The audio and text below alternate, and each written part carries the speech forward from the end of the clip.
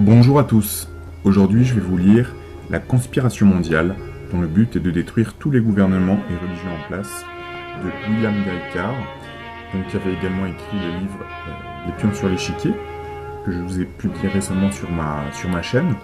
Alors celui-ci, l'intérêt c'est qu'il fait 32 pages, donc je pense que c'est vraiment une version condensée de sa vision des choses sur la conspiration mondiale, comme le titre l'indique, donc ça peut être intéressant. Le titre original, c'est The Conspiracy to Destroy All Existing Government and Religions. L'auteur. Les deux derniers ouvrages du commodore William Guy Carr paraissent aujourd'hui après sa mort, 1895-1959. Le premier et le plus modeste d'entre eux est le présent travail qui date de 1958. Ces écrits traitent de la conspiration internationale et leur matière repose sur des enquêtes et des études qui ont conduit l'auteur dans presque tous les pays du monde. William Guy Carr a une carrière navale exemplaire.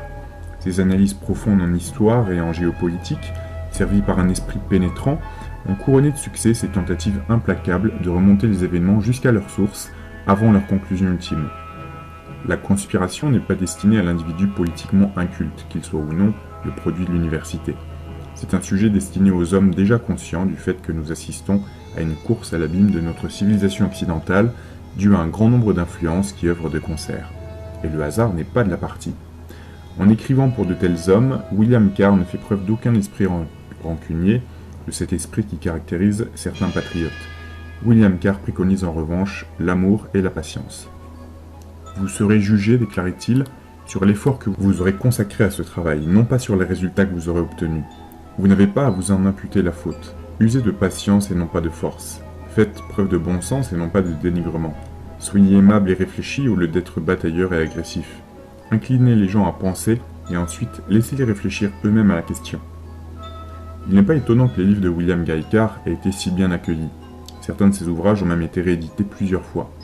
Bien que William Guy Carr soit décédé, on peut facilement imaginer dans un engagement très actif au service de la vérité, dans son nouvel état. La conspiration.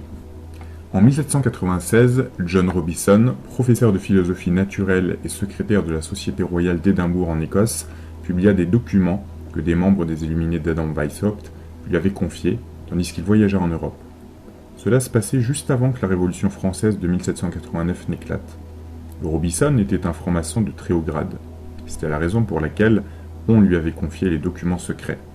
Il les mit de côté un bon moment avant de les lire. Lorsqu'il en eut achevé la lecture, il réalisa qu'il avait entre les mains un exemplaire, revu par Weishaupt, de la vieille conspiration luciférienne. Ce document expliquait comment A. Weishaupt allait utiliser les membres de l'ordre et secte des Illuminés, les Illuminati, pour en arriver à l'objectif ultime, à savoir la constitution puis le contrôle du premier gouvernement mondial, établi sous la férule de l'idéologie luciférienne imposée à la race humaine par le moyen du satanisme despotique. L'ouvrage de John Robison avait pour titre « Preuve d'une conspiration pour détruire toutes les religions et les gouvernements en Europe ». Les informations qu'il contenait ne faisaient que confirmer ce que le gouvernement bavarois avait publié en 1786 sous le titre « Les écrits originaux, protocoles de l'ordre et secte des Illuminés », que Zweig avait également publié sous le titre « Einige Originalschriften », quelques écrits originaux. Le gouvernement bavarois avait envoyé des exemplaires du plan de Weishaupt, plan qui visait à utiliser ces Illuminati récemment organisés pour détruire tous les gouvernements et religions existantes, à toutes les autorités de l'Église et de l'État avant le soulèvement de la Révolution française de 1789. Mais l'avertissement fut ignoré. Le fait que les Illuminati avaient eu la possibilité de garder secrète leur identité et leur intention d'asservir corps et âme la race humaine permit aux conspirateurs d'amener le complot jusqu'à son stade semi-final. Le propos de cette plaquette est donc d'expliquer comment la conspiration a été mise en œuvre de 1786 jusqu'à nos jours. Nous révélerons aussi les détails du projet mis au point entre 1850 et 1886 par le général Albert Pike pour l'amener à sa conclusion. Weishaupt était professeur de droit canon à l'université d'Ingolstadt lorsqu'il révisa et modernisa la vieille conspiration luciférienne destinée à empêcher la race humaine d'établir le plan de Dieu sur la création. Son objectif était de pouvoir imposer en dernier lieu l'idéologie luciférienne à la masse des goïms, bétail humain, par le moyen du satanisme despotique. De 1770 à 1776, la maison Rothschild, nouvellement établie, finança Weishaupt comme aujourd'hui les dirigeants des Illuminati sont financés de la même façon par les Tax Exempt Foundations, les fondations exemptes d'impôts. Fondations constituées à dessein par des multimilliardaires tels que Rockefeller, Steiner de son vrai nom, Carnegie et Ford.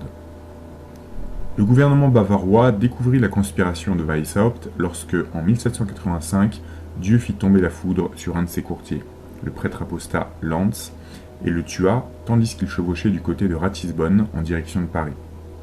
La police de l'électeur de Bavière trouva sur lui un exemplaire de la version révisée de la conspiration destinée aux membres des Illuminati de Weishaupt qui avaient reçu l'ordre de fomenter la Grande Révolution française.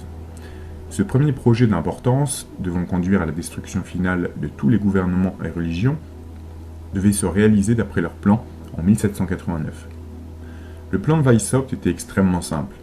Il organisa en premier lieu les Illuminés et constitua ensuite les loges du Grand Orient pour y infiltrer les Illuminés dans la maçonnerie bleue ou maçonnerie européenne, utilisant les loges comme quartiers généraux secrets. Les conspirateurs pouvaient ainsi opérer sous le masque de la philanthropie. Weishaupt considéra toujours que seuls les maçons spécialement sélectionnés, ceux des hauts grades, devaient connaître le grand secret. Seuls les maçons, à jamais détournés du Dieu Tout-Puissant, étaient initiés au plus haut des grades des loges du Grand Orient et savaient que les Illuminés formaient une organisation secrète ayant pour seul but de constituer en quelque sorte un gouvernement mondial unique dont ils avaient ensuite l'intention d'usurper les pouvoirs de façon à imposer leur culte à l'humanité, l'adoration de Lucifer. Weishaupt affirmait que son action assurerait une paix et une prospérité permanente. Seuls les initiés des derniers grades savaient alors que l'idéologie luciférienne serait imposée à la race humaine par le despotisme satanique. Nous prouverons que seuls les adeptes des derniers grades sont initiés comme grands prêtres de la synagogue de Satan. Ils adorent Lucifer, le principe opposé à notre Dieu, qu'ils appellent Adonai. Le plan que les Illuminés mirent en œuvre prévoyait d'utiliser la corruption par l'argent et le sexe et à mettre en place des personnes influentes tombées sur le contrôle. Ces personnes serviraient ensuite de pions dans les stratégies secrètes des Illuminati. Il ferait également que les jeunes gens appartenant à de bonnes familles, liés à l'internationalisme, soient repérés puis envoyés dans des écoles privées où des illuministes les endoctrineraient dans les idées internationalistes et les formeraient de façon à ce qu'ils puissent occuper dans la politique et dans la religion les postes de spécialistes, d'experts et de conseillers. Petite parenthèse, aujourd'hui il s'agit de l'Institut Tavistock. Les Illuminati, il faut le savoir, font ensuite usage de la richesse, du pouvoir et de l'influence de ses membres pour placer leurs agents, entre guillemets, à des postes clés dans les coulisses de tous les gouvernements, que ce soit dans les domaines de la finance, de l'industrie, de l'éducation ou de la religion. Ils adaptent alors leur politique pour qu'elle coïncide avec le plan luciférien qui vise à promouvoir les guerres et les révolutions à une échelle de plus en plus importante. Weishaupt stipulait que les Illuminati devaient organiser, financer, diriger et contrôler le communisme et plus tard le nazisme et le sionisme politique pour faciliter leur tâche consistant à diviser la population mondiale en partis opposés de plus en plus nombreux. Cette politique d'auto-élimination devait se poursuivre jusqu'à ce que seul le communisme et la chrétienté soient les puissances mondiales survivantes. Lorsque cette phase de la conspiration sera atteinte, les Illuminati provoqueront le plus grand cataclysme social que le monde ait jamais connu. Les goïms, contrôlés par les communistes athées et ceux qui professent le christianisme, se massacreront par dizaines de millions et on les laissera faire. N'oublions pas que c'est au cours de ces guerres mondiales que le démon récolte ses plus riches moissons d'âmes. Ce massacre général se produira pendant que les Illuminati, leurs amis milliardaires, scientifiques et leurs agents se reposeront en toute sécurité et dans le luxe dans des sanctuaires prévus, équipés à l'avance, Floride du Sud, Inde occidentale, île des Caraïbes, et ce jusqu'à ce que les deux parties se soient littéralement saignés à blanc et épuisés physiquement et économiquement. Ils n'auront alors aucune autre alternative que d'accepter un gouvernement mondial, leur seul espoir. Les Illuminati usurperont ensuite les pouvoirs de ce gouvernement et couronneront leurs dirigeants despotes rois du monde entier.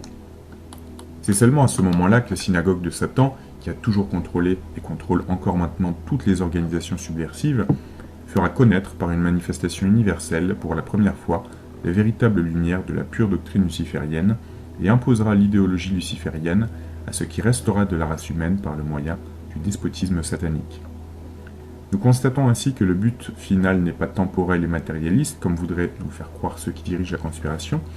Nous sommes impliqués dans le mouvement continuel de la révolte luciférienne contre le pouvoir suprême et l'autorité du Dieu Tout-Puissant que les lucifériens appellent Adonai.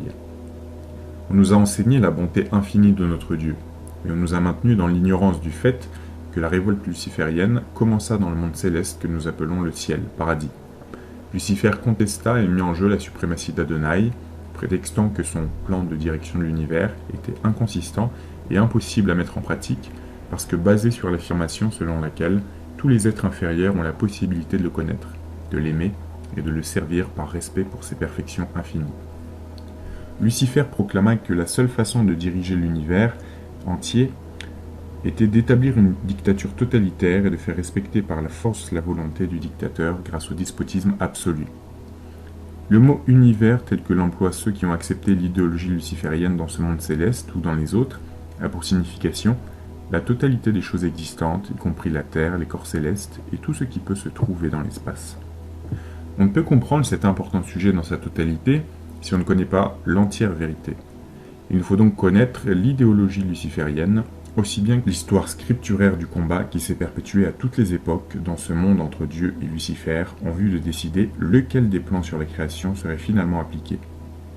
À moins que nous ne sachions l'entière vérité, nous ne pouvons décider par les dons divins d'intelligence et de la libre volonté si nous accepterons le plan et l'amour de Dieu, si nous le servirons et lui obéirons pour toute l'éternité, ou bien si nous irons littéralement au diable, Lucifer.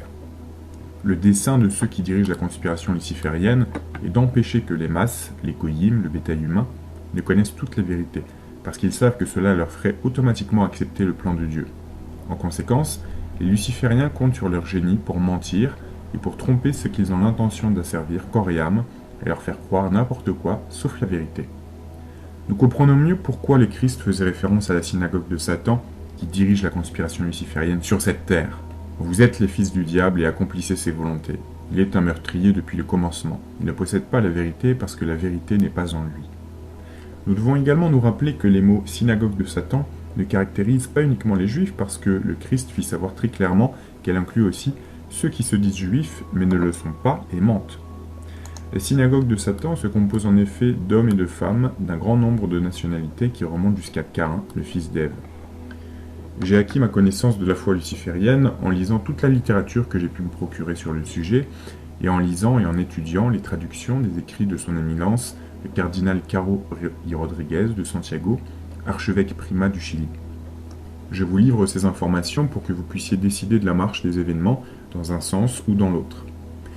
La foi luciférienne enseigne que Lucifer était l'esprit le plus brillant et le plus intelligent de l'armée céleste. Son pouvoir et son influence étaient si forts que lorsqu'il mit en question le pouvoir et la suprématie de Dieu Adonai, il provoqua la défection d'un très grand nombre d'esprits célestes des hautes hiérarchies.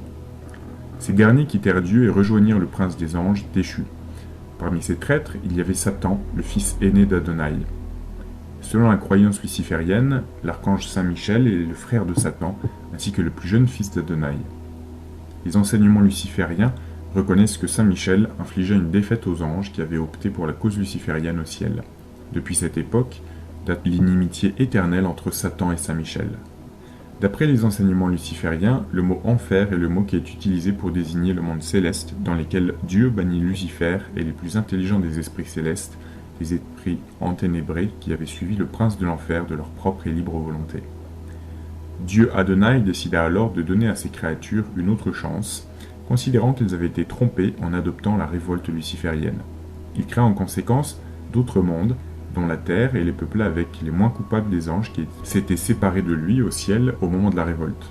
Il les fit à sa propre image et ressemblance. Ils étaient dotés de corps auxquels avait été insufflée la lumière spirituelle de la grâce sanctifiante. En apparence, ils ressemblaient au Christ que Pierre, Jacques et Jean avaient pu contempler transfiguré avec sa permission. Dieu plaça ces anges déchus dans les nouveaux mondes par un processus de naissance qui les priva de la connaissance personnelle de leur existence antérieure. Il les dota toutefois d'une intelligence et leur accorda l'usage d'une libre volonté. Leurs esprits étaient ainsi faits qu'ils pouvaient recevoir des inspirations du monde céleste, aussi bien des esprits qui étaient restés fidèles à Dieu que des esprits qui avaient embrassé la cause luciférienne. Ceux qui en font les frais veulent en général venir à bout de ces inspirations en faisant usage de leur propre intelligence. Le corps met en œuvre les décisions de l'esprit, toutes les actions du corps devant être ou bien positives ou bien négatives. Toute action pneumatique est enregistrée dans le livre de vie. L'individu décide en toute connaissance de son futur éternel, et par ses actions pneumatiques, il prouve s'il a accepté le plan de Dieu sur l'univers, ou bien le plan de Lucifer. Les résultats en sont le bien ou le mal. D'après la foi luciférienne, Lucifer fit de Satan le prince de ce monde à l'époque de la création. Son objectif était d'inciter nos premiers parents à se séparer de Dieu Adonai et d'empêcher que leurs descendants ne réalisent son plan sur la création. Cette foi, entre guillemets, enseigne également que Dieu, au Jardin d'Éden, le paradis, accompagnait nos premiers parents en les instruisant de son plan et de sa conception de la vie. Jusque-là, il n'y a pas de grande différence entre les enseignements de la foi luciférienne et ceux des Saintes Écritures. La différence commence à se manifester lorsque Satan entre en scène. Les lucifériens enseignent aux initiés des grades inférieurs du rite paladien nouveau, fondé par Albert Pike, que Dieu Adonai est un Dieu jaloux et égoïste qui empêcha nos premiers parents d'avoir connaissance des plaisirs des relations sexuelles, le secret de la procréation, parce qu'ils souhaitaient se réserver ces plaisirs. Vous apprécierez l'abomination de la chose, un mensonge difficile à qualifier tellement il est épouvantable. Dieu avait simplement remis à plus tard sa volonté de faire connaître la procréation à nos premiers parents, après avoir sérieusement éprouvé leur honnêteté, leur intégrité et leur obéissance. Il voulait être certain de pouvoir compter sur eux avant de leur confier le secret, de les savoir dignes d'accomplir cette fonction sainte et sacrée qui donnerait à d'autres êtres une chance d'accepter son plan sur la création. Les lucifériens racontent à ceux qui sont initiés dans le rite paladien nouveau que Satan gratifia la race humaine du don le plus important lorsqu'il initia Ève au plaisir des relations sexuelles, lui faisant ainsi découvrir le secret de la procréation. Les Saintes Écritures nous apprennent que Satan incita Ève à désobéir à Dieu. De l'arbre de la connaissance du bien et du mal, tu n'en mangeras pas, en lui promettant que si elle acceptait ses avances, Adam et Ève deviendraient les égaux de Dieu en pouvoir et ne connaîtraient jamais la mort.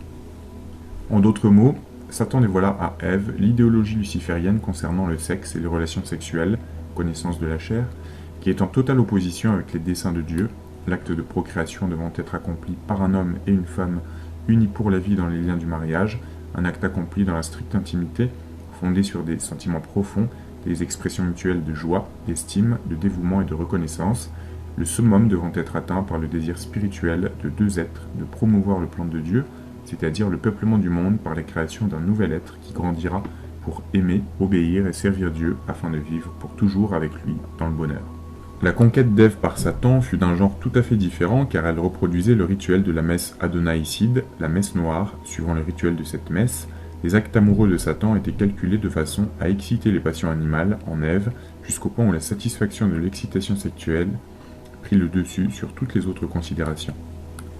Satan lui conseilla d'aimer la volupté plutôt que la modestie, d'être libéré entre guillemets au lieu d'être fidèle à son époux, de verser dans l'exhibitionnisme au lieu de respecter la stricte intimité, de s'enfoncer dans la perversion et de donner libre cours à ses excès au lieu de garder la modération. Selon le satanisme, il est parfaitement normal d'employer quelque moyen que ce soit pour satisfaire le besoin sexuel, qu'il soit animal ou humain. Le Talmud de Babylone, qui repose sur les enseignements kabbalistiques des promoteurs de la conspiration luciférienne, enseigne qu'il est parfaitement normal qu'un homme abuse d'enfants âgés de 3 ans pour satisfaire ses diaboliques passions animales. La foi luciférienne proclame en outre que Caïn naquit de l'union d'Ève et de Satan. Sachant que ces horreurs relatives au sexe sont le fruit de l'idéologie luciférienne, nous pouvons reconnaître l'influence satanique qui inspire de telles idées. Mais nous comprenons difficilement que des ministres des confessions chrétiennes puissent exposer les théories suivantes en ce qui concerne le mariage.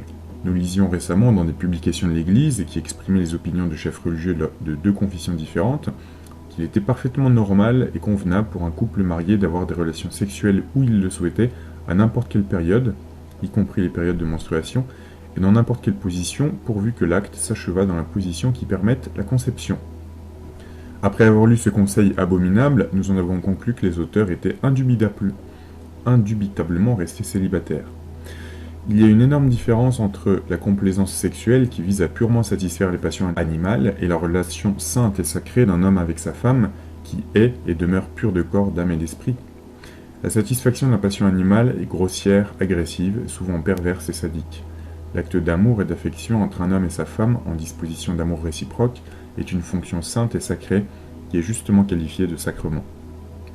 Sous l'influence de la propagande des Illuminati, nombre de personnes ont contracté un mariage dans le dessein de légaliser leurs relations sexuelles. De nombreux mariages ne sont rien de moins que de la prostitution légalisée, et davantage encore ne sont que des mariages de convenance. N'est-ce pas étonnant puisque nous, les êtres humains, sommes nés avec la tâche du péché originel ? Nous sommes conçus dans le péché parce que l'acte de procréation n'est pas totalement en accord avec la volonté de Dieu, puisque soumis aux perversions introduites par Satan, lorsqu'il séduisit Ève. Dieu, dans sa colère contre nos premiers parents, retira la lumière de la grâce sanctifiante de leur corps. À cause de leur péché d'être immortels, ils devinrent des êtres mortels et furent condamnés à souffrir des privations, de la maladie, de la souffrance physique et de la mort. Mais Dieu, dans sa miséricorde et sa bonté, par l'intermédiaire de son Fils bien-aimé Jésus-Christ, nous donna une nouvelle chance de rejeter l'idéologie luciférienne enseignée par les satanistes et d'accepter son plan sur la création. Si ce que nous exposons n'est pas la vérité, pourquoi l'Église catholique romaine accorde-t-elle donc une si grande importance au dogme de l'Immaculée Conception de Marie, la mère de Jésus-Christ? La foi catholique romaine demande à tous ses fidèles de croire que Marie est la seule créature humaine préservée de la tâche du péché originel, parce qu'elle conçut du Saint-Esprit conformément au plan divin de procréation. Si Satan n'avait pas perverti la sexualité pour détourner Adam et Ève de Dieu, pourquoi donc les Scopti auraient-ils pratiqué l'auto-émasculation bien avant l'avènement du Christ et continuent aujourd'hui encore à s'émasculer afin de prouver qu'ils rejettent le sexe dans sa forme pervertie, œuvre de Satan? Les Scopti croient qu'en s'émasculant, ils pourront se consacrer à fond au service de Dieu Tout-Puissant et à la réalisation de son plan sur la création. Les Scopti méprisent les ministres et les prêtres de la religion chrétienne qui craignent de s'émasculer pour rendre un service plus parfait à Dieu. Les hommes qui souhaitaient devenir leurs disciples demandaient parfois aux apôtres du Christ si l'auto-émasculation était obligatoire. Saint Matthieu traite de cette très délicate question dans son chapitre 19, versets 10 à 12. Le verset 12 nous enseigne « Il y a en effet des eunuques qui le sont de naissance. Il y en a d'autres qui le sont devenus par le fait des hommes. Il y en a d'autres encore qui le sont devenus de leur propre fait à cause du royaume des cieux. Comprenne qui pourra. » Traitant de ce même sujet, Saint Paul enseigne à ses disciples qu'il vaut mieux renoncer aux relations sexuelles qui ressortent de la perversion et détournent de nombreux êtres humains du Dieu Tout-Puissant. Les Saintes Écritures dans l'Épître aux Thessaloniciens, 4, versets 1 à 7, nous livrent sa pensée. « Au reste, frères, nous vous en prions et supplions dans le Seigneur Jésus, puisque vous avez déjà appris de nous la manière dont vous devez vous comporter pour plaire à Dieu, ce que vous faites déjà, faites-y de nouveaux progrès, car vous connaissez les préceptes que nous vous avons donnés de par le Seigneur Jésus. Ceci est en effet la volonté de Dieu, le moyen pour vous de tendre à la sainteté. Que vous vous absteniez de toute impudicité, que chacun de vous sache garder son corps en toute sainteté et respect, sans se livrer aux passions déréglées comme les païens, les gentils, lucifériens ou satanistes, qui ne connaissent pas Dieu, car Dieu ne nous a pas appelés à l'impureté, mais à la sainteté dans le Christ, Jésus notre Seigneur. » C'est sur ce principe que saint Augustin fait reposer son opinion selon laquelle la perversion de la sexualité qu'avait prévue le Dieu Tout-Puissant, associée à la désobéissance d'Adam et d'Ève à sa loi et à son plan, révélé sur la création, aggravée par la manifestation du manque de foi en ses perfections et en sa bonté infinie, constitue le péché originel. Lorsqu'on a accepté et compris cette grande vérité, on peut facilement comprendre comment la conspiration luciférienne toujours existante s'est développée sur cette terre, dans le but d'asservir corps et âme les survivants de la race humaine. Ce qui explique également le déluge quotidien de sexualité à la radio et à la télévision, les films pornographiques, les exhibitions impudiques de la femme, les chansons sexy, le rythme Elvis Presley, le rock'n'roll. Voltaire écrivait qu'afin de mener les masses dans un nouvel assujettissement, les Illuminati devaient leur mentir comme le diable lui-même, non pas timidement ou pour un temps seulement, mais avec effronterie et en permanence. Il racontait à ses compagnons illuministes: nous devons leur faire des promesses inconsidérées et employer des phrases extravagantes. Le contraire de ce que nous promettons, nous pouvons le faire par la suite. Cela demeure sans conséquence. C'est après avoir considéré le principe selon lequel un être humain ne peut donner libre cours à ses désirs sexuels et servir Dieu avec efficacité, que l'Église catholique romaine exigea de ceux qui voulaient et ceux qui veulent entrer dans les ordres religieux de prononcer des vœux de chasteté et de célibat. Mais le fait le plus éclairant de tous est que la connaissance de la terrible et effrayante influence du sexe sur la vie de ses adeptes, telle que l'enseigne le satanisme, a conduit certains hommes, ceux qui ont été admis comme grands prêtres de la foi luciférienne, à s'émasculer ou à demander à leurs médecins de les castrer, afin d'empêcher que les considérations sexuelles n'interfèrent sur leur détermination à établir la dictature totalitaire luciférienne sur cette terre. Selon des sources d'informations dignes de confiance, Janos Kadar est l'un de ces hommes. Un des magazines les plus importants d'Amérique publiait vers la fin de 1956 l'histoire de la façon dont Kadar avait pris le pouvoir en Hongrie et mis fin au soulèvement. L'auteur affirmait que Kadar avait été émasculé par ses ennemis lorsqu'il était entre leurs mains. Cette déclaration est un mensonge. Kadar fut castré par son propre chirurgien et à sa demande. Il souhaitait devenir un parfait adepte de la cause luciférienne. Kadar était tellement fanatique qu'après avoir réprimé la révolte hongroise, il ordonna qu'on émascule 45 000 jeunes hongrois qui avaient été faits prisonniers. Il les envoya ensuite dans des camps spéciaux où ils furent entraînés pour devenir des agents des Illuminati et être utilisés pour amener la conspiration luciférienne dans sa dernière phase. Tout cela est foncièrement horrible mais vrai. News Behind the News affirmait en 1956 que la révolte hongroise avait été manigancée par les Illuminati de l'extérieur et qu'elle avait pour dessein de tester dans la pratique la possibilité de réalisation du plan de Pike, provoquer le cataclysme social ultime en impliquant des peuples contrôlés par les communistes athées et des peuples qui professent le christianisme. Des preuves que nous avons reçues depuis établissent formellement que nous avions absolument raison dans nos affirmations. Petite parenthèse à propos de l'émasculation pour être entièrement dans le plan de Lucifer, on a les deux réalisateurs de Matrix, les frères Wachowski, qui sont tous les deux devenus des femmes depuis. Enfin, et du coup, qui se sont fait opérer, peut-être pour poursuivre leur plan. Fin de la parenthèse. La foi luciférienne enseigne que la conspiration progressa à une telle vitesse que Dieu décida d'envoyer Saint Michel sur la terre, en la personne de Jésus-Christ, pour y mettre un terme et disperser les sicaires de la synagogue de Satan. Elle enseigne également que Saint Michel, le Christ, échoua dans sa mission. Pike élabora le rituel de la messe adonaïcide autour de la séduction d'Ève par Satan, de la victoire luciférienne sur le Christ et de sa mort à l'instigation des Illuminati. Le Christ est venu pour nous racheter et nous libérer des liens avec lesquels Satan nous avait enchaînés. Il nous a appris que Satan avait obtenu le contrôle de tous ceux qui exerçaient les fonctions importantes dans les gouvernements, la religion, les sciences et les autres activités humaines. Sa naissance dans une étable nous apprend que si nous souhaitons établir le plan de Dieu sur la création, nous devons commencer par ce qu'il y a de plus humble pour éduquer la plus grande partie de l'humanité. Le Christ nous a fait savoir de la façon la plus claire possible qu'il était inutile et vain de commencer par le sommet. Si on acceptait cette leçon, nous aurions une révolution spirituelle. Le Christ nous a enseigné aussi qu'il n'y a qu'une seule façon de mettre un terme à la conspiration luciférienne. C'est d'enseigner l'entière vérité concernant cette question au peuple de toutes les nations. Il nous a assuré que si nous faisions connaître la vérité et que si nous expliquions aux masses que l'idéologie luciférienne requiert leur asservissement absolu, corps et âme, la réaction serait telle que l'opinion publique deviendrait une force importante que la synagogue de Satan ne pourrait plus contrôler. Weishaupt et Pike reconnurent cette vérité. Ils insistèrent sur le fait que tout agent d'exécution illuministe, dans la mesure où ce dernier était suspecté de trahison, devait être exécuté comme traître. Weishaupt écrivit que si un seul homme réussissait à divulguer leur secret, leur plan ferait un recul de 3000 ans en arrière ou serait ajourné définitivement. Cette information nous satisfait beaucoup. Il s'agit pour nous de mener à bien la directive que le Christ nous a donnée et de raconter comment Weishaupt se servit de Thomas Jefferson pour transférer en Amérique sa conspiration luciférienne révisée.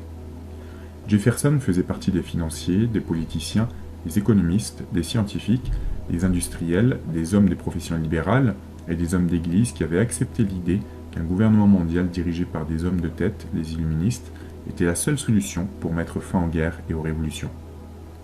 Jefferson occupait une position si élevée dans les conseils exécutifs des Illuminati qu'il avait fait inscrire secrètement leur insigne sur le verso du Grand Sceau d'Amérique, déjà prêt pour le jour où ils investiraient le gouvernement. Comme cette information choquera un grand nombre de citoyens américains, nous citerons donc des documents authentiques et des événements historiques dont l'existence a été soigneusement dissimulée au grand public du Canada et des États-Unis. En 1789, John Robison, très haut initié maçon, confirma que les Illuminati s'étaient infiltrés dans les loges maçonniques américaines. Le 19 juillet 1798, David A. Papen, président de l'université de Harvard, mit en garde ses étudiants vis-à-vis de l'influence que prenait l'illuminisme dans la politique américaine et dans la religion. Nous nous demandons ce qu'il dirait de Harvard s'il était encore en vie aujourd'hui. Le jour de la fête d'action de grâce de l'année 1789, Jedediah Morse prêcha contre l'illuminisme. Il avertit sa congrégation et la population des États-Unis que les illuministes dissimulaient leur véritable dessein en s'infiltrant dans les loges maçonniques et en cachant leur action subversive ainsi que leurs intentions sous le masque de la philanthropie. En 1799, John Cozzens Ogden révéla le fait que les illuministes de Nouvelle-Angleterre se consacraient infatigablement à détruire la religion et le gouvernement en Amérique en feignant de se soucier de leur protection. En 1800, John Quincy Adams s'opposa à Jefferson pour la présidence des États-Unis. Adams avait organisé les loges maçonniques de Nouvelle-Angleterre. il écrivit 3 lettres au colonel W.M.L. Stone, lui exposant les activités subversives de Jefferson. Les informations contenues dans ces lettres permirent à Adams de remporter les élections. Les lettres auxquelles nous faisons référence sont, ou étaient, exposées à la Rittenbourg Square Library de Philadelphie. En 1800, le capitaine W.M. Morgan sentit qu'il était de son devoir d'informer les autres francs-maçons des raisons et de la manière dont les Illuminati utilisaient leur loge à des desseins subversifs. Les Illuminati déléguèrent un de leurs membres, Richard Howard, pour exécuter le traître Morgan. Celui-ci tenta de fuir au Canada, mais il échoua. Un certain Avery Allen fit une déclaration sous serment à New York et jura qu'il avait entendu Richard Howard, lors d'une réunion de chevaliers templiers à St. John's Hall, New York, faire le récit de sa mission en racontant comment il avait exécuté Morgan. Il y eut ensuite des pourparlers afin de ramener Howard par bateau jusqu'à Liverpool en Angleterre. Des minutes maçonniques prouvent qu'à la suite de cet incident, des milliers de francs-maçons quittèrent la juridiction nord des États-Unis. En 1829, un illuministe dénommé Fanny Wright fit une conférence à un groupe soigneusement sélectionné d'illuministes dans le nouveau temple maçonnique de New York. Elle expliqua l'idéologie luciférienne quant à l'amour libre et à la liberté sexuelle. Elle informa également les illuministes américains du fait qu'ils étaient prévus d'organiser et de financer le communisme athée dans le but de poursuivre leurs propres plans secrets et leurs visées mondiales. Parmi les hommes qui contribuèrent à mettre en œuvre cette phase de la conspiration luciférienne, nous trouvons Clinton Roosevelt, un ancêtre direct de F.D. Roosevelt, Horace Greeley et Charles Dana.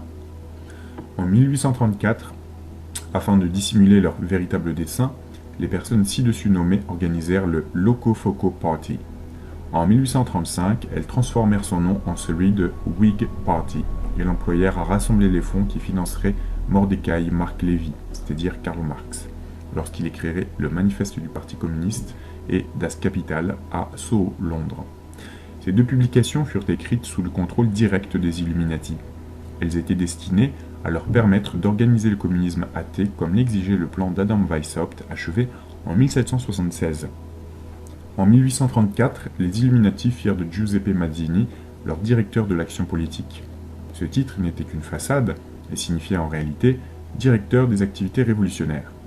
Léon de Poncin, à la page 65 de son livre « Les forces secrètes de la Révolution », édition américaine, confirme ce que j'avais publié à ce sujet dans « Des pions sur l'échiquier » et « Le brouillard rouge sur l'Amérique », à savoir que Mazzini était en rapport étroit avec certains dirigeants occultes et conduisait leurs activités révolutionnaires implantées dans les différentes contrées du monde.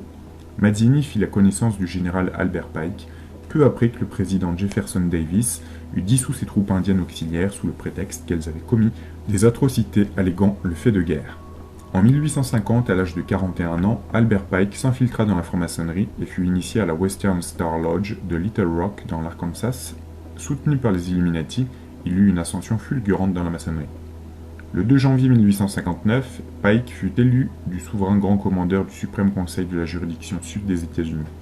Il se lia étroitement à un adepte de la foi luciférienne dénommé Moses Holbrook, qui était souverain commandeur du suprême conseil de Charleston en Caroline du Sud. Ensemble, ils mirent au point le rituel d'une version modernisée de la messe noire luciférienne, qui repose sur les enseignements kabbalistiques. C'est alors que mourut Holbrook. Pike introduisit la messe Adonaïcide, que devaient célébrer les initiés qui avaient été admis à recevoir le secret intégral et le dernier grade du rite paladien nouveau. Le rituel de la messe Adonaïcide demande aux célébrants d'initier la prêtresse qui joue le rôle d'Ève au plaisir du sexe tel que Satan les enseigna à Ève. Ainsi, la victoire de Satan sur Ève est perpétuée et l'on remémore à ceux qui sont présents comment on utilise encore le sexe pour obliger les personnes que l'on souhaite contrôler à se détourner de Dieu. Le rituel nécessite l'immolation d'une victime humaine, animale ou bien d'un volatile. Ce sacrifice est offert à Lucifer pour commémorer la victoire de la synagogue de Satan sur le Christ. On fait circuler et boire à petites gorgées le sang de la victime aux participants, puis manger des morceaux de chair. Tout cela pour ridiculiser le Christ lorsqu'il enseignait « Celui qui mange ma chair et boit mon sang aura la vie éternelle ». Le célébrant profane ensuite et souille une hostie consacrée par un prêtre de l'Église catholique romaine. Cet acte est accompli afin de prouver aux personnes présentes que Dieu, Adonai, n'est pas tout-puissant. Cela indique aussi leur détermination à détruire toutes les autres religions. Toutes les messes adonaïcides se terminent par une orgie de nourriture, de boissons et de sexe. Pike déclarait que pour qu'un adepte des plus hauts grades soit parfaitement maître de ses passions qui dévoient tant de cœur, il lui fallait souvent user des femmes, mais sans passion, pour devenir ainsi maître de ses désirs et par là enchaîner les femmes.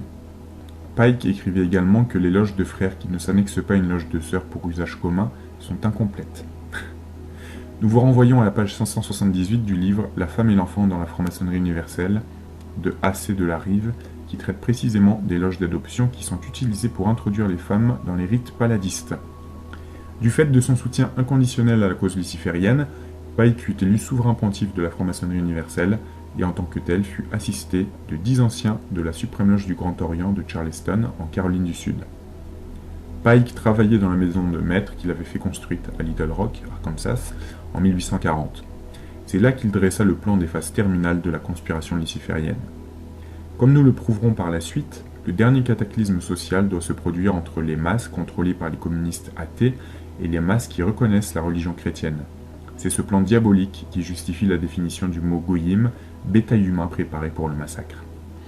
Afin de mettre en œuvre ce complot diaboliquement inspiré, Pike organisa le rite paladien nouveau et donna l'ordre à Mazzini d'établir des suprêmes conseils à Rome et à Berlin pour travailler en coopération avec le quartier général qu'il avait établi à Charleston. Le suprême conseil de Rome était responsable de l'action politique, celui de Berlin constituait le directoire dogmatique. Les 3 suprêmes conseils avaient pour tâche de diriger les activités subversives des 23 autres conseils que Pike avait mis sur pied en des positions stratégiques de l'Amérique du Nord, de l'Amérique du Sud, de l'Europe, de l'Asie, de l'Afrique et de l'Océanie.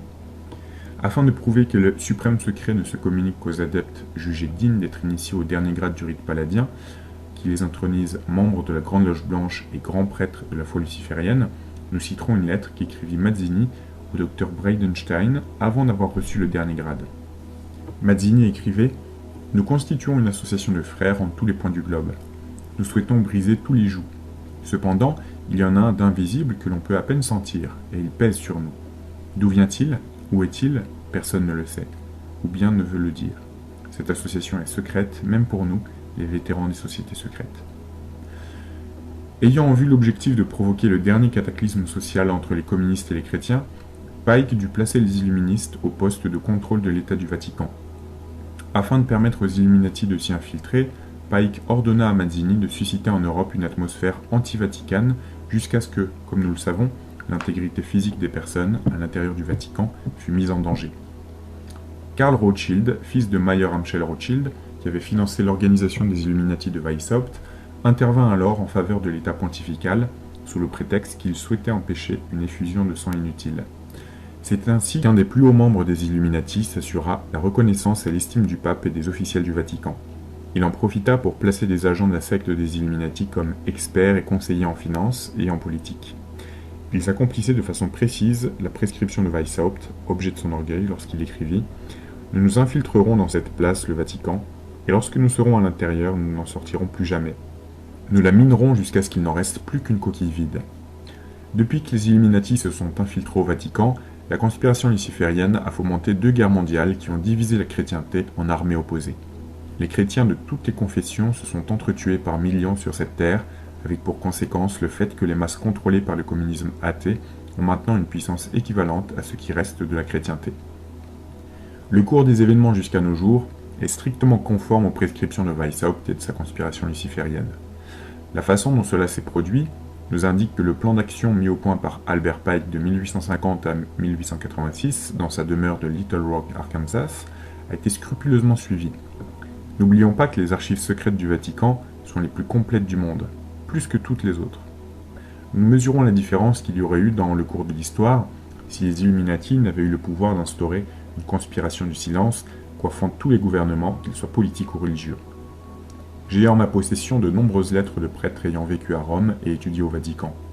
Elles fournissent bon nombre de preuves qui établissent que le Saint-Père a un sort comparable à celui d'un prisonnier à l'intérieur du Vatican. Comme de la même façon, le président des États-Unis est un prisonnier à la Maison-Blanche, la reine d'Angleterre une prisonnière à Buckingham Palace et Khrouchtchev un prisonnier au Kremlin. Une seule fois ces dernières années, la surveillance constante que l'on exerçait sur le pape s'est relâchée. Ce fut lorsqu'on pensa que sa sainteté était à l'antichambre de la mort. Nous savons qu'il avait tellement décliné que seul un miracle put lui donner la force de convoquer une personnalité officielle sur laquelle il pouvait compter. Il donna l'ordre à cette personnalité d'adresser un appel à tous les catholiques romains, leur demandant de prier pour l'Église du silence. Pike limita l'initiation dans le rite paladien nouveau aux hommes et aux femmes qui s'étaient irrémédiablement détournés de Dieu et avaient vendu leur âme à Satan en échange de la réussite matérielle et des plaisirs charnels. Mais la ruse et l'intelligence des maîtres de la synagogue de Satan sont telles que même les initiés du rite paladien nouveau ne sont pas admis à recevoir le suprême secret avant d'avoir été sondés à fond. La manière dont la Grande Loge Blanche, les grands prêtres de la foi luciférienne, gardent leur secret fut parfaitement illustrée lorsqu'un autre acte de Dieu fit que des documents top secrets émis par Albert Pike tombèrent dans des mains qui n'étaient pas celles auxquelles ils étaient destinés. Mazzini mourut en 1872. Pike désigna alors Adriano Lemmi pour lui succéder en tant que directeur de l'action politique. Lemmi, qui avait été initié dans le rite paladien nouveau, était un adorateur de Satan. Pike l'instruisit en lui révélant le suprême secret. Il lui expliqua que Lucifer était le seul dieu en dehors d'Adonai et que le dessein ultime de la conspiration en marche consistait à imposer l'idéologie luciférienne à l'humanité.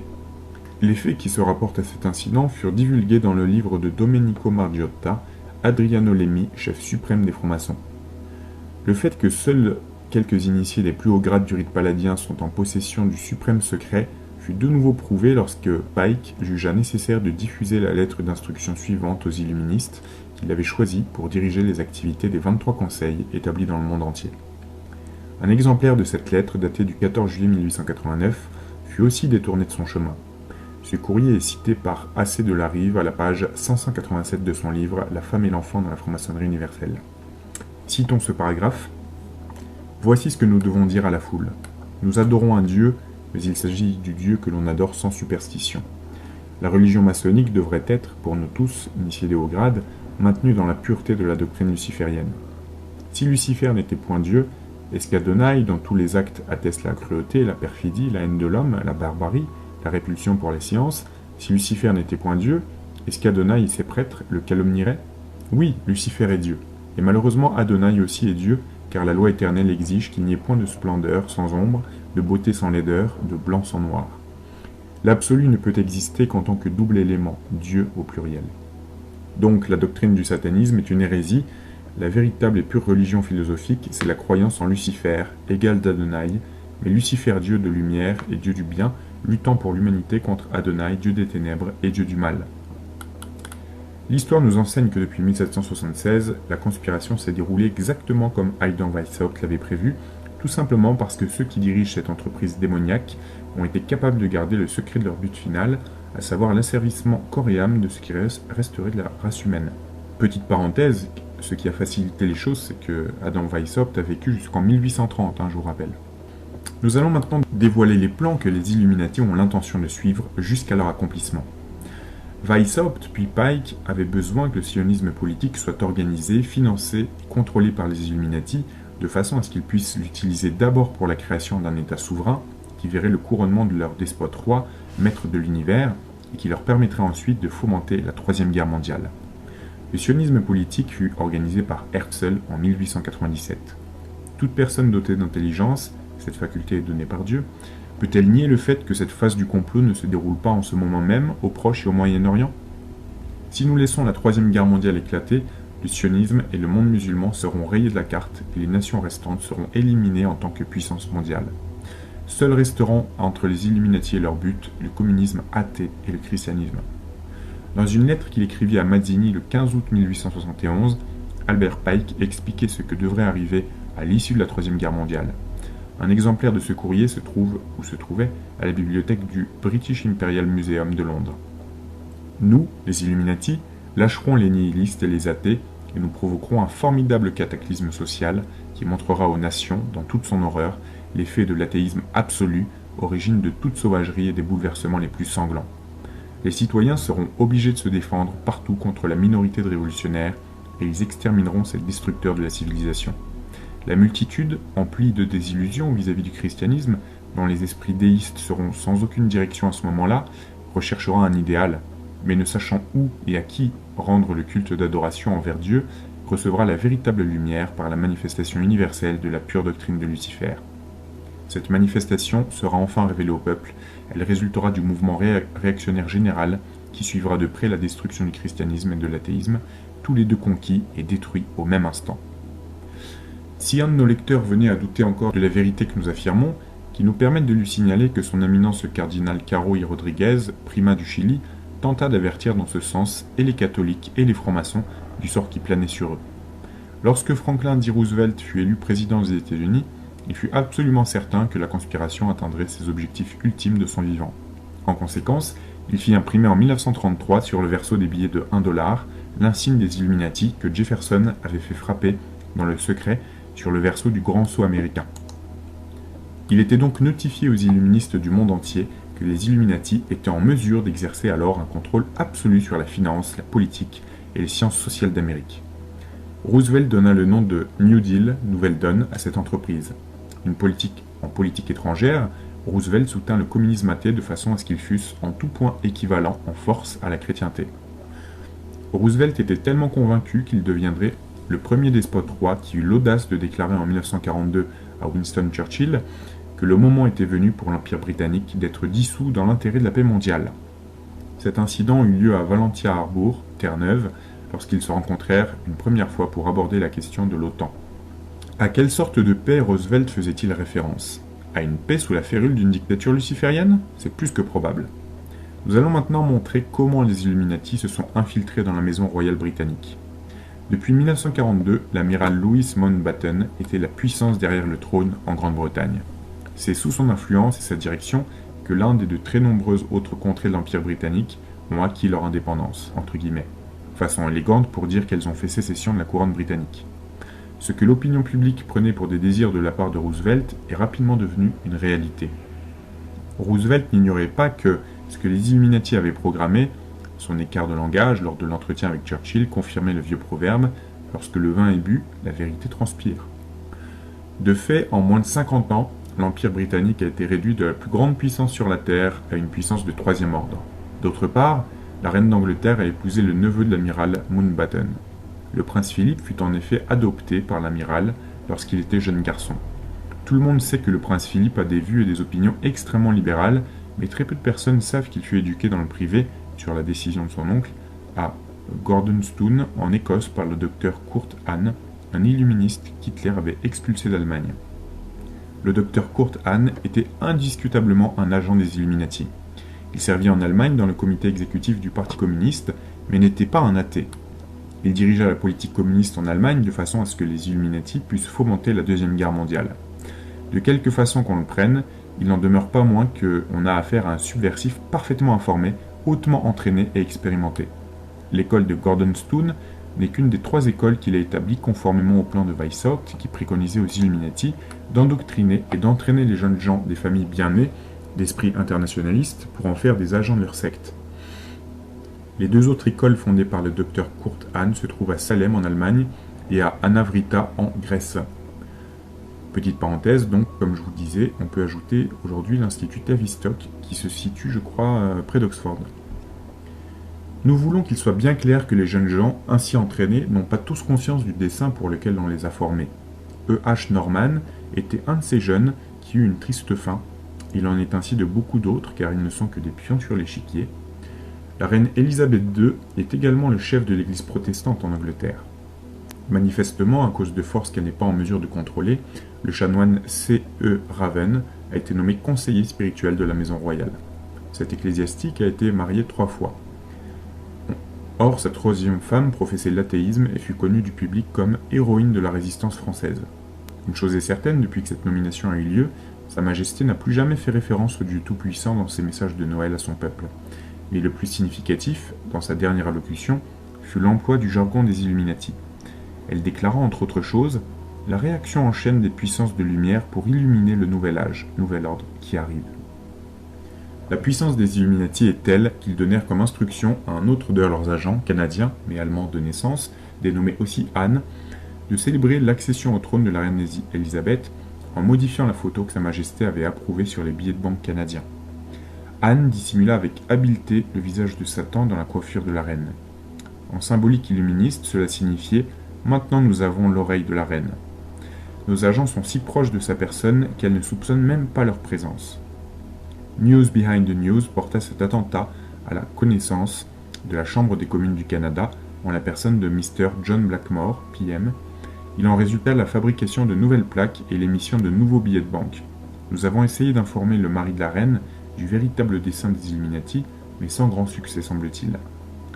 Depuis que Roosevelt est mort, la politique étrangère américaine et celle de l'ONU ont été décidées par les illuministes du Council on Foreign Relations, CFR, Conseil des Relations étrangères, qui occupe le Harold Pratt Building à New York. Ce quartier général de l'intrigue internationale a été alloué et financé par les fondations Rockefeller, Carnegie et Ford, exemptes d'impôts. Depuis le début du siècle, les Rockefeller ont pris la direction de la conspiration aux Rothschild. Leur politique étrangère a visé à contenir le communisme et non pas à le détruire.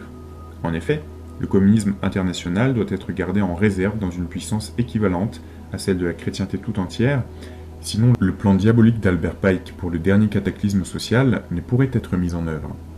Cette politique apparemment déconcertante nous explique pourquoi MacArthur ne fut pas autorisé à détruire le communisme pendant la guerre de Corée.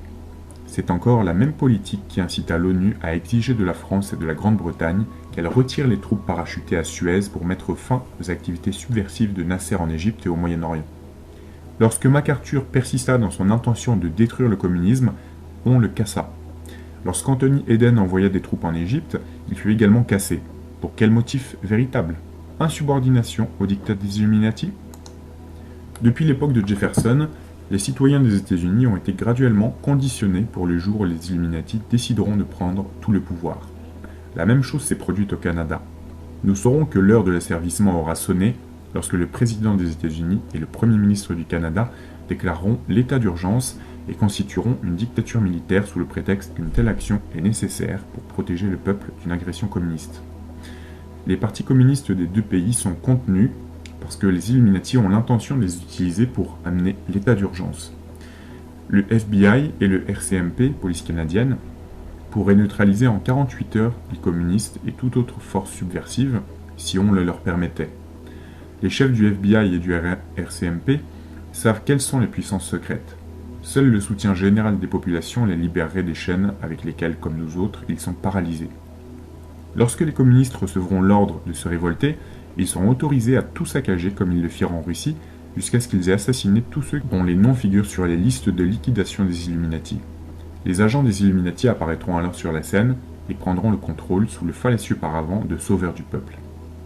Lénine se vantait que, lorsque le temps viendrait, les États-Unis tomberaient entre leurs mains, celles des Illuminati, comme des fruits plus que mûrs.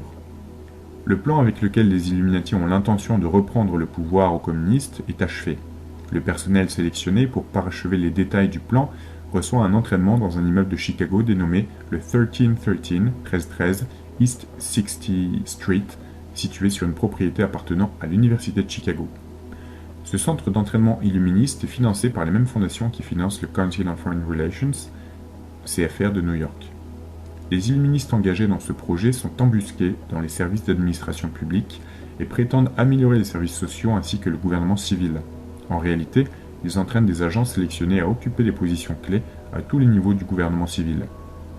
Des diplômés des services d'administration publique ont déjà été placés comme spécialistes, experts et conseillers par les Illuminati dans les sociétés suivantes: AM Public Works Association, Municipal Finance Officers Association, Public Personnel Association, National Association Attorneys General, Governors Conference, International City Messengers Association, Committee International Municipal Association, Council of State Governments, Public Welfare Association, Municipal Association, Interstate Clearinghouse for Mental Health, Conference of Chief Justices, Public Administration Service, Society for Public Administration, National Institute of Municipal Clerks, Society of Planning Officials, National Association of Assessing Officers, National Association of State Budget Officers, etc., etc., etc.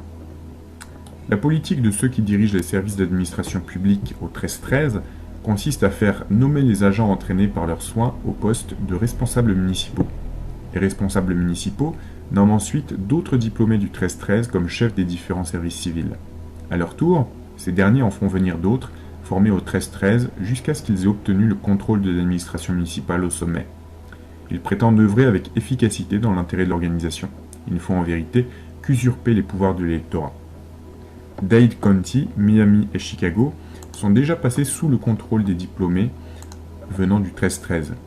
Dans le cas de Miami, il était nécessaire que ce contrôle fût établi immédiatement. La Floride du Sud constitue un des sanctuaires des Illuminati. Dade County, Miami et Chicago sont déjà passés sous le contrôle des diplômés venant du 13-13. Dans le cas de Miami, il était nécessaire que ce contrôle fût établi immédiatement. La Floride du Sud constitue un des sanctuaires des Illuminati. Ils doivent pouvoir y amener leurs protégés et en exclure tous ceux qui ne leur seront d'aucune utilité, surtout lorsque l'état d'urgence sera déclaré. Certes, les illuministes de Chicago et de Miami contrôlent l'administration civile, mais pas le peuple. À l'intérieur des murs du 13-13, les agents des Illuminati reçoivent une formation qui leur apprend comment prendre le contrôle des gouvernements municipaux, des parlements de chaque État et comment subjuguer les goyim, bétail humain, lorsqu'ils en recevront l'ordre. On leur enseigne comment avant toute chose ils doivent se présenter comme les sauveurs du peuple dont la mission est de préserver les masses des persécutions plus importantes de la part des communistes. On leur enseigne comment soustraire les masses de l'oppression communiste pour les placer sous la nouvelle suggestion des Illuminati. Cela, chers lecteurs, c'est l'organisation et le fonctionnement. Notre dessein en écrivant cette plaquette était de prouver que les Illuminati ont bien été organisés par Weishaupt pour diriger la conspiration luciférienne jusqu'à son but final, mais aussi que les Illuminati sont contrôlés au sommet par la synagogue de Satan. La synagogue de Satan, à son tour, est placée sous le contrôle de quelques individus qui sont en fait les grands prêtres de la foi luciférienne, dont l'association est également connue sous le nom de Grande Loge Blanche. Nous avons essayé par ailleurs de prouver que le but caché de la hiérarchie luciférienne était de nous empêcher d'établir le plan de Dieu sur la création et que la volonté de Dieu soit faite sur la terre comme elle l'est au ciel. Leur objectif est d'imposer l'idéologie luciférienne à l'humanité et leurs décisions par la force grâce au despotisme satanique.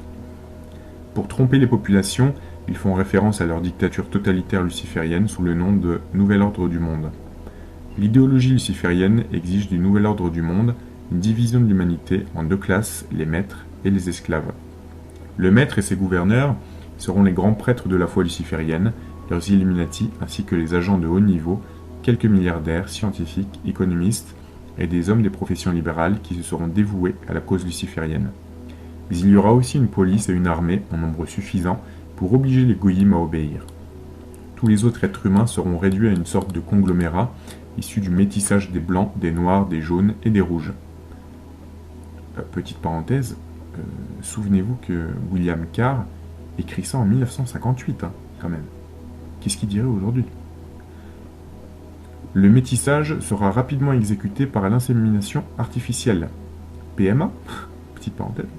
Les femmes seront scientifiquement sélectionnées et utilisées comme des couveuses humaines et les mâles qui les féconderont seront spécialement choisis. D'autre part, le taux de naissance sera strictement limité aux besoins de l'État. Il est écrit dans le plan diabolique des Illuminati, lorsque nous aurons obtenu le contrôle, le nom même de Dieu sera effacé du livre de vie. Dans le jargon des Illuminati, cela signifie qu'un lavage de cerveau scientifiquement appliqué sera employé pour effacer des esprits, des esclaves humains, toute connaissance du Dieu Tout-Puissant, Adonai. Les illuministes ont l'intention de faire des zombies de tous ceux pour lesquels ils n'ont pas d'affectation particulière. C'est-à-dire la majorité. Laissez-moi vous donner ce dernier avertissement. Les guerres, que ce soit les guerres offensives ou les guerres préventives, les révolutions, qu'elles soient ou ne soient pas appelées contre-révolutions, l'intolérance raciale, l'intolérance religieuse, le fanatisme religieux, la persécution et la haine ne fourniront aucune solution à notre problème. C'est uniquement en faisant connaître toute la vérité que nous mettrons fin à la conspiration luciférienne sur cette terre. Si nous continuons à garder le silence à cause des risques que cela implique, la conspiration luciférienne progressera jusqu'au dernier cataclysme social où les goyim se massacreront par dizaines de millions avec des bombes atomiques et du gaz à dissoudre les nerfs, nerve gas, pendant que les Illuminati et leurs amis se chaufferont sur les plages ensoleillées de leur sanctuaire et vivront dans le luxe. Ceux qui désirent résister et combattre pour Dieu contre Lucifer n'ont pas besoin d'armes, et n'ont pas besoin d'argent non plus.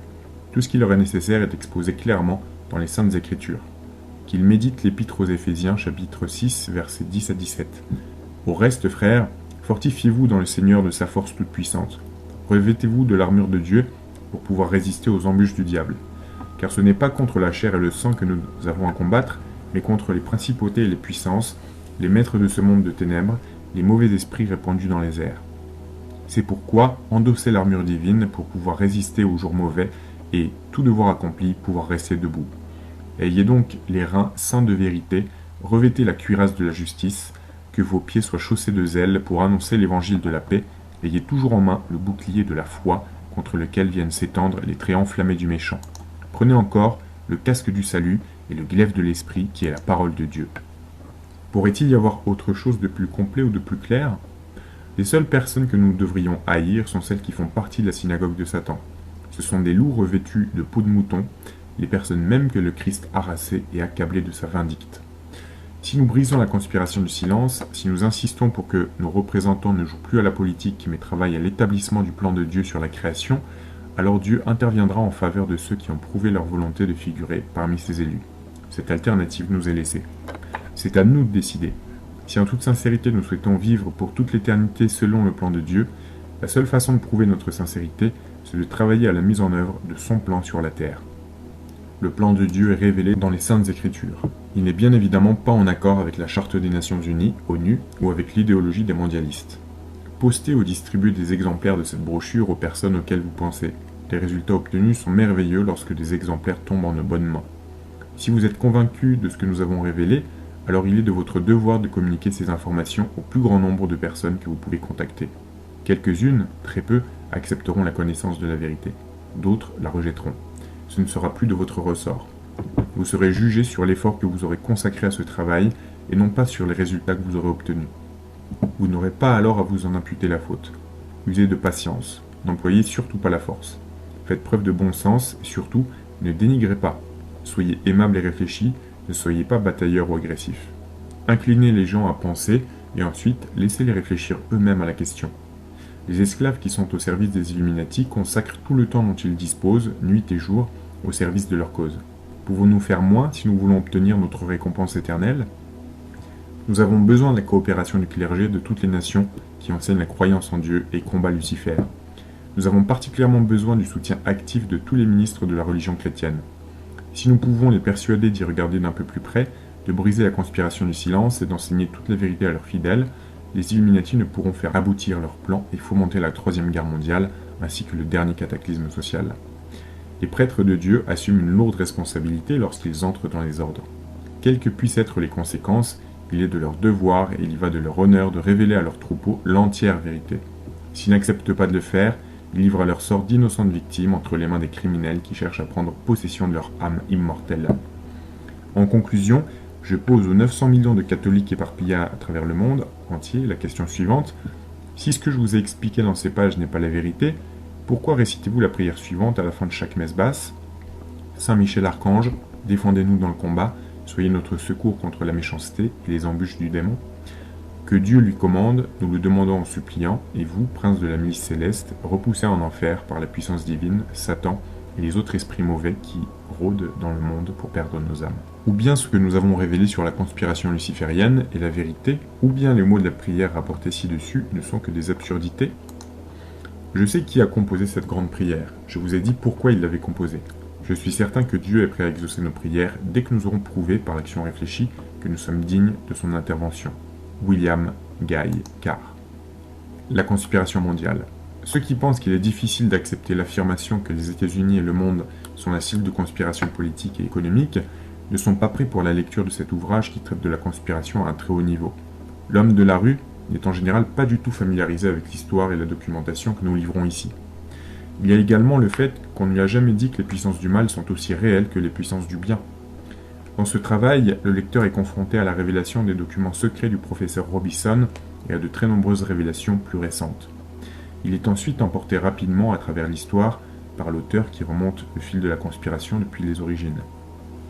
Soudain, les mises en garde qu'il a pu entendre au sujet du gouvernement mondial deviennent compréhensibles. Il apprend que la conspiration a toujours tendu à l'établissement d'un gouvernement sur le monde entier, dont elle pourrait ensuite usurper les pouvoirs. C'est tout à fait différent du simple gouvernement que la plupart des chrétiens attendent du Seigneur. Les conspirateurs ont une philosophie étendue, ce qui concerne l'humanité. Ils sont conscients du fait que Dieu a créé la terre et nous y a placés par un processus de naissance qui nous empêche d'avoir quelques connaissances personnelles d'un état d'existence antérieur. Le créateur nous a ensuite dotés d'une intelligence qui peut recevoir des inspirations bénéfiques ou maléfiques. Ainsi gratifié d'une libre volonté, l'homme ne pouvait être que mis à l'épreuve sur la terre, puisque son corps matériel mettait en œuvre les décisions de son esprit dans un sens positif ou bien négatif. Les conspirateurs ont pris beaucoup de soin pour s'assurer que leur existence et leurs plans ne seraient jamais dévoilés, notamment en imposant des serments secrets terribles et en faisant usage, selon le cas, de la dérision ou du meurtre. Petite parenthèse, en 2020, ils font plutôt usage de la dérision. Leurs véritables desseins ne doivent être dévoilés que lorsque leur organisation aura imposé un despotisme absolu. Il nous est révélé une conspiration aussi implacable que diabolique, dont l'objectif est de couper l'homme de sa liberté, que Dieu lui a donnée, en faisant usage du mensonge, du crime et de la force. La synagogue de Satan a recours à tous ces procédés de bas étage, car, dit-elle, les masses doivent être encensées de louanges inconsidérées et de promesses extravagantes. Par la suite, nous pourrons faire le contraire de ce que nous aurons promis. Cela n'a aucune importance. William Carr conseillait souvent de poster ou de distribuer des exemplaires de cette brochure aux personnes auxquelles on pense, car les résultats obtenus sont merveilleux lorsque des exemplaires tombent entre de bonnes mains. William Carr était persuadé que la vérité serait un jour victorieuse. Annexe. La svastika est très présente sur les ornements et les statues bouddhistes, comme le montre le cliché d'une statue de Bouddha à gauche. La philosophie bouddhiste est très en vogue comme à l'époque d'Hitler, puisque son initiation s'est faite sous tutelle de moines tibétains. En image de la pyramide du dollar, afin de séparer le corps et l'esprit, la tête s'isole du corps grâce à la méditation, ce qui permet en fait de faire le vide et de laisser la possibilité à des esprits démoniaques de prendre possession du sujet. Très intéressant ce passage-là sur la méditation. La tête s'isole du corps grâce à la méditation, ce qui permet en fait de faire le vide et de laisser la possibilité à des esprits démoniaques de prendre possession du sujet. La recherche se fait graduellement, pas à pas ou degré par degré, pour ouvrir le troisième œil, entre guillemets, et accéder à une connaissance supérieure à la suite d'une illumination intérieure. L'emploi de drogues ou de plantes hallucinogènes permet d'accélérer le processus. À ce stade, le sujet sous emprise d'une illumination luciférienne est totalement séduit et trompé.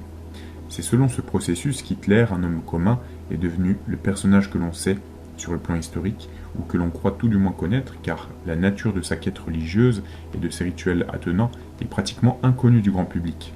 On comprend alors quelle est la nature du dieu qu'invoque à tout va M. Bush Jr. Bouddha signifie porteur de lumière, exactement comme le nom de Lucifer en latin. Sur la musique sataniste.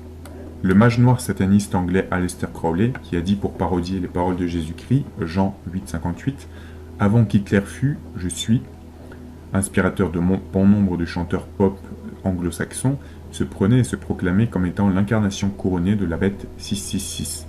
Il fut initié, sa femme servant de support médium, près d'une pyramide égyptienne guisée par une entité désincarnée nommée Aiwass, et à partir d'une base alphanumérique où A égale 100, B égale 101. La valeur du nom Aiwass vaut 666. Jimmy Page, propriétaire du manoir où vivait le mage sataniste Aleister Crowley, est un membre du groupe de musique rock Led Zeppelin. Ce groupe chante par exemple Stairway to Heaven, Ascenseur pour le paradis, avec un texte à plusieurs niveaux de compréhension ésotérique, occulte, et finalement subliminal, par codage électronique où l'on peut entendre « À mon doux Satan, je vis pour Satan, il vous sauvera en vous donnant le chiffre 666 ». Le nom d'emprunt Alice Cooper du chanteur Vincent Furnier, clamant ouvertement qu'il s'est consacré à Satan pour connaître la gloire et les richesses, est celui d'une sorcière anglaise du siècle dernier, et la valeur du nom Cooper à partir d'une base alphanumérique, et où A égale 100, B égale 101, vaut 666. Le chanteur allemand Klaus Nomi, mort du sida en 1983, auteur du hit The Cold Song, résidait au numéro 666 d'une avenue new-yorkaise. Un double 33 tours du groupe Aphrodite Child, paru au début des années 70, dont les membres Demis Roussos et Vangelis Papathanassiou sont toujours très connus, avait pour titre 666. Le groupe pop Genesis, dont faisaient partie les chanteurs et musiciens Peter Gabriel et Phil Collins, qui mènent à présent une carrière solo, a introduit ce nombre dans ses textes. Peter Gabriel est l'auteur de la bande originale du film blasphématoire du réalisateur Scorsese, La dernière tentation du Christ. Le groupe pop de hard rock Iron Maiden a émis un disque dont le titre anglais est The Number of the Beast, signifiant le nombre de la bête en français. Un de leurs albums produit en 1993 dont le titre est The Real Dead One comporte sur la pochette dans un coin du décor le nombre 666 FM, Road to Hell, la route pour l'enfer, Au cours de la session d'enregistrement du disque, un trouble se fit sentir chez les membres du groupe quand il fallut régler une facture de garage d'un montant de 666 livres suite à un accident automobile. Je vais en finir aujourd'hui avec ce document. Je vous dis à très bientôt pour une nouvelle vidéo.